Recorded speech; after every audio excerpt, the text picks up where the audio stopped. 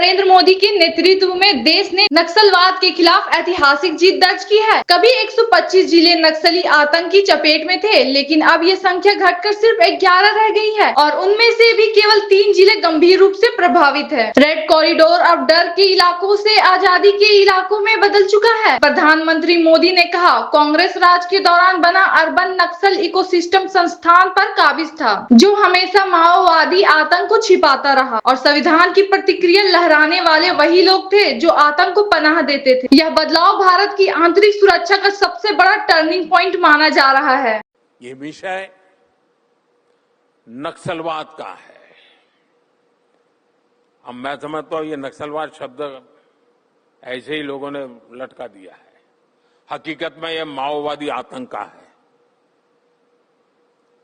ये माओवादी आतंक की कथा में आज सुनाना चाहता हूं आपको। कांग्रेस के शासन में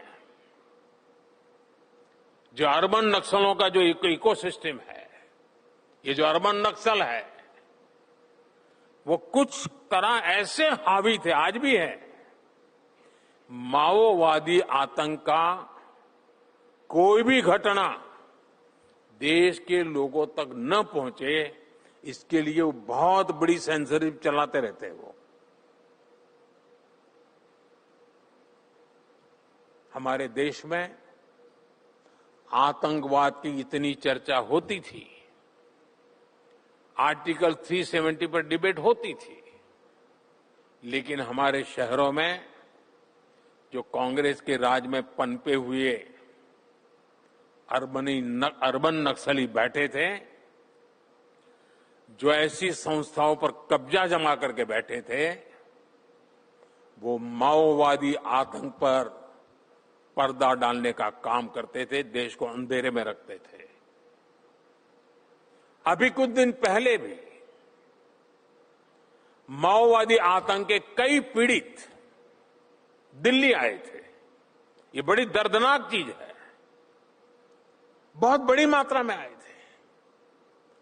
किसी की टांग नहीं थी, किसी का हाथ नहीं था, किसी की आंख नहीं थी, शरीर के अंग कुछ चले गए थे। ये माओवादी आतंक के शिकार लोग थे। गांव के गरीब आदिवासी भाई बहन, किसान के बेटे थे, माताएं बहनें थी, 2-2 पैर कट चुके थे।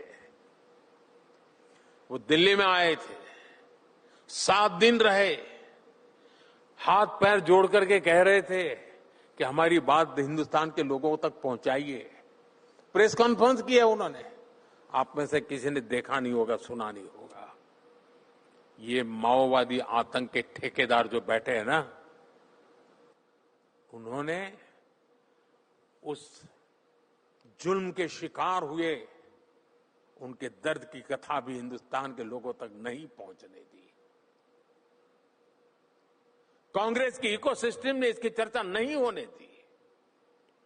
साथियों, हालात ऐसे थे कि देश का करीब करीब हर बड़ा राज्य नक्सली हिंसा, माओवादी आतंक की चपेट में। बाकी देश में संविधान लागू था, लेकिन रेड कॉरिडोर में संविधान का कोई नाम लेने वाला नहीं था। और मैं बहुत जिम्मेवारी से कहता हूं कि जो माथे पर संविधान की किताब लेकर के नाचते हैं ना, वे आज भी ये माओवादी आतंकियों जो संविधान को नहीं मानते हैं, इनकी रक्षा के लिए दिन रात लगा देते हैं।